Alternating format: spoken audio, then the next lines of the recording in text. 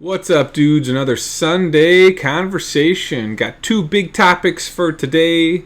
One is vintage guitar market. Two is shop safety. And then we actually went through Insta and Facebook and found a lot of cool guitars out there. There's so many different forums that post guitar builds, and I've just found some really nice guitars this week that I wanted to do a run through of. So again, these are just sort of Sunday leisurely conversations. Again, it's a Thursday morning. We're just running through life. It's definitely not going to be as good as the Guitarologists Friday Fun. I always love those videos, but this is just a lazy Sunday Luthier's podcast, Sunday conversation, whatever you want to call it. Just me riffing on subjects and whatnot. So first thing is the vintage guitar market. What is going to happen after all of the boomers die? We're getting to that point where we're seeing some changes in certain markets with certain things, and how is that going to affect the guitar market? So vintage guitars are being collected by boomers. Gibson is really trying to hit that market hard with all the reissues. And so how do we react when all these markets, all of this guitar stuff is in market when folks who don't want this anymore are gone? That is a huge concern for collectors, and what are we going to do? And Reed Scholl actually posted a video with four pretty well-known internet personalities, guitar folks, and they even quoted George Gruen a little bit as well. My 2 cents on the vintage guitar market is that it will go flat at some point. Now, really rare, unique guitars that have some historical meaning will not. So the first couple of bursts, the first Tele, Strats, Gretsch, pre-war era Martins, all those guitars will be really always valuable. Someone will always find value in those guitars. It's really like the secondary, third type of guitar, like the Norlin era Les Paul Deluxe that I like. Those aren't worth anything. You can already see the value of some of those being less than a new guitar. They talked about CBS Strats and some of the price points that some of that stuff is going for. And yeah, I'm surprised to see some of the higher prices on some of the vintage guitar market, but I think that'll eventually come back down. I think people want either highly unique customized guitars or vintage guitars that play really well, or just another guitar in the rack. Looking at my setup here, I've got 1, 2, 3, 4, 5, 6, 7, 8, 9, 10, 11, 12, 13, 14, 15, 16. I've got 16 on my rack up here. I've got a couple more in the basement, and I've only got a few vintage instruments. I think what I want to do is start picking up some of the Ugly Ducklings, like I had said. But other than that, I just don't see a huge vintage guitar market moving forward. I do think it'll pare itself back. I've seen it already happen in tools. So as boomers have retired and are getting too old to work, I'm seeing a flood of tools in the market. I picked up a drum sander, dual drum sander, a Powermatic drum sander. Or no, it's not a Powermatic. It's PowerTech, Powermatic. I don't remember. It's a USA-made drum sander that you could pay $5 or $6 grand for. The guy was getting out of woodworking and sold it to me for $1 grand. And there's tools out there like that on Facebook Marketplace and whatnot. One of my uncles was making furniture, and he got too old to move around in the shop, so he's only just doing small turning projects, no more heavy duty tools. So he sold all of his tools. So I've seen the tool market pull back. I've seen the vintage train market pull back. My grandfather was really into Lionel trains and had tons of stuff. and some really, really rare things that my father's sitting on. And we have a train set up in the basement at my parents', and some of that stuff is worth a lot, but then just because it's old necessarily doesn't mean it's worth something. The things that are really worth something are the ones that are really rare. And luckily, in the amount of stuff we had, some of it ended up being rare. Complete sets of stuff are rare, but like the one-off old train, not worth anything. You know, it's the really vintage, rare, original stuff. One of the interesting things that they brought up in that conversation was, you know, if it's all original, it's worth something, and if it's not, it's crap, which I totally agree. You know, if you aren't gonna get a all original guitar, I wouldn't get it, especially if it's a vintage, because then you're just essentially, unless it sounds outstanding, you know, if you're looking at like investment grade guitars, it's always got to be all original. Nothing's been tinkered, nothing's been played with. Like, doesn't make any sense to have a guitar as an investment grade that isn't all original. So like this Gretsch Southern Belle that I rebuilt, this is not all original at all. And it's a vintage guitar, ES hollow style body, and the guitar sounds amazing. It's 40 years old, and you know, it's essentially worth what inflationary costs are from back then to now. It's not worth anything really more than that. If I sold it on Reverb, these go for like $2,500 to $3,000.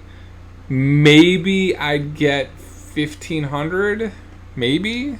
I doubt it. Maybe, you know, I paid what, $450 for each one of these before I sold them. So for me, it was worthwhile to put together. If I sell it, is it worth anything? No, unless someone really wants it. So be careful if you're continuing to buy guitars as an investment. If they're really not rare or unique, I don't think they're going to be really worth anything. Case in point, Les Paul Deluxe. You know, and especially if it's been modified, I wouldn't touch it. So if you're looking for investment grade stuff, keep it to original and keep it to things that are unique. And if you find a closet burst, I would definitely love to take a look at it. I saw one on Facebook Marketplace from a guy who the guitar hadn't been touched in 30 years, and I was like, oh God. So there actually are a lot of those that are out there. One of the funny stories they had said was there were 1,700 registered bursts, and now there's only 3,000 left. So it's funny to hear those stories. So the vintage guitar market, I think, will eventually come back down in price. The first run originals will be worth something, but then everything else, I think, is just another guitar to some degree. So that's my vintage guitar market take. Second thing I want to talk about was shop safety. And I actually got in a little bit of a back and forth with a guy on Insta. He was doing some routing on a pin router, and he was wearing gloves. And I commented, I was like, I don't think you want to be wearing gloves using that tool. Case in point, I took off the tip of my thumb wearing a glove and routing something, routing a neck. I was taking a neck, running it through, and the router grabbed the thing a little bit, and then it took my thumb and went, and I got a little bone chip gone, and the top of my nail is gone. And that was the big router that I had years ago, and it was because I was wearing gloves. If I had if I didn't have the gloves on, I could have just let go and it would have gone, but since it was kind of stuck, it just went zoof. So do not wear gloves using tools, specifically overarm routing spinning tools. You know, if you're doing that type of stuff, masonry, carpentry work, but if you're using power tools, I really don't like wearing gloves. I feel like there's a slippage factor in there that is dangerous. I've gotten hurt. You know, my mistake was a stupid mistake. If I wasn't wearing gloves, nothing would have happened. I would have just let go and the piece would have shot out. So it's my 2 cents. Obviously, you know, you want to wear a mask earmuffs, glasses. I have impact resistant glasses that I wear, so if something's shooting at me, it's just going to bounce off the frame, the lenses. So don't wear gloves using power tools. I was surprised at some of the back and forth that I had with the gentleman. I think it was only one comment, and then he went into one of my comments and said my hand was too close to the drill bit. I was like, well, yes and no. It's not a router, it's a drill bit. So no gloves with power tools, guys. That's really a big no. All right, so let's get into guitars of the week. If you guys have guitars you want me to feature on this, please send it. This is not a charge service by any means. This is me just looking out at what's out there. So I've got, I don't know, 10 or 15 things here we'll talk about. One is this custom-made V that the guy actually built a cutout so that you can actually play it. So one of the biggest complaints about Vs is that they just slide. And this is a neat shape. It was made by Web Slinger. I don't know if that's his actual name or if that's his handle. He's calling it the Gig 10 Hammerhead Shark. Really neat. Nice looking guitar. Interesting. Really interesting. Well done. I've got nice inlay. He's got nice inlays in there. Single coil, humbucker in the bridge. I always would want that reversed for me. But nice shape, and nice that it fits on your leg, and then it's a neck through, and I like how he's got the pointed piece on the top of the neck. It just gives it a little bit more flair. I just thought that was an interesting design. So Web Slinger, nice job, man. That's a cool looking guitar. Next up is Joseph Steinbach built a beautiful acoustic guitar. I usually don't like talking about acoustics. I feel like that's like a different skill set in some ways than building electrics. Obviously, I would say acoustics are more complicated and require real Luthiers versus what I do sometimes, right? But I fix guitars, so I can call myself a Luthier now. Beautiful rosewood. I usually don't like gloss on rosewood, but that's perfect. And then look at that rosette, and then he carried that design up through the headstock. Joseph did a nice job. This is on I don't know what form this is on, it doesn't say, but beautiful guitar. Next up here is Anthony Sims posted this on his site, and I actually saw it on a different site earlier in the week. This is a Gibson vintage. I think it's a vintage acoustic. I can't tell. I'm assuming so, but it looks like a dog got into the headstock and nibbled off the top of it. And I think I posted a comment saying I could fix that because I could. Essentially you're going to just spline in a bunch of pieces of wood on the top and then come over and re-add some wood into that, and then I could fix that easily. But funny lucky dog post for the day. Next up is this is one of the cooler guitars I've seen. I had to take a snapshot of this. You don't see a lot of old sparkly guitars, and this is one of those. I think this guitar would be worth some money. Maybe not as a full investment grade, but this is a 74 Les Paul Deluxe with a sparkle top, original mini humbuckers. That is a nice guitar. I mean, look at this. Beautiful. Nicely done. This has probably got a rosewood fretboard, Brazilian rosewood fretboard, like the one I'm working on. Just nice. This is just beautiful coloring. Love that guitar. And then I actually have two purple guitars this week. I don't know why purple became a thing, but Rebirth Guitars, I saw him post this on Instagram. It's a beautiful T-style guitar with a mahogany body. Looks like a swamp ash core and then a burl veneer on it. And man, this is nice. This is a nice guitar. Only thing I don't like about it is the Tele style control panel. I would have liked to have that actually drilled through the body, so rear route versus top route. But this guitar is very pretty. Nicely done, nice stain. I'm not sure if it's a stain or if it's just a tint, but I like this. I think this is beautiful. And then the last guitar, oh no, four more things. This guitar then, built by Scott. I copied the post, but I can't find his name. Here we go, Scott Dooley. This is a unbelievably beautiful guitar.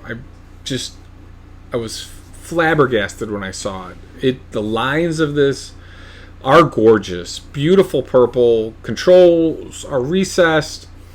I don't like the P90s. I don't like those. I've had those before. I'm not a huge fan of those. I do love how he did the fretboard inlays. I'm wondering if that was, if you saw my video on the walnut that had the fretboard inlays, that looks very similar. But it's just well done. Like, look at the carved top with a maple faux binding cutout, which is just, whew. I mean, this guitar is really beautiful. And you get to the back, and he did an amazing job on this neck. I was just blown away by this neck. It's a 1, 2, 3, 4, 5, 6, 7, 8, 9-piece neck, and then he did a scarf joint with another cap, and that is really well done. And what's really interesting is the angle that he did it on. It actually extends out. So beautiful bird's eye maple with all this laminate, and then he recessed the neck pocket nicely, and then it looks like he's got magnetic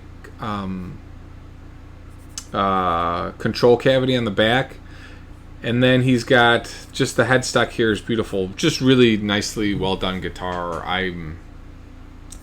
Not every while you see a guitar like that and you're like, whoa, that's a whoa. If that was entered into the guitar of the 2022 Great Guitar Build-Off, I would have a tough time saying that wasn't the winner. Really well done. Alright, and lastly, we've got my favorite router, and of course I'm not sponsored by DeWalt, but I figure I would just throw this back out there. The DeWalt DW621 is my favorite router. Get the dust that goes through the post. You got the control handles. It's not too heavy on the top, so it sits nice. I've got a whole bunch of these. This is really an amazing router. I love this router, so I posted this on Insta. I did a video on this router years ago. Maybe it's time to redo it. Just good video, good router.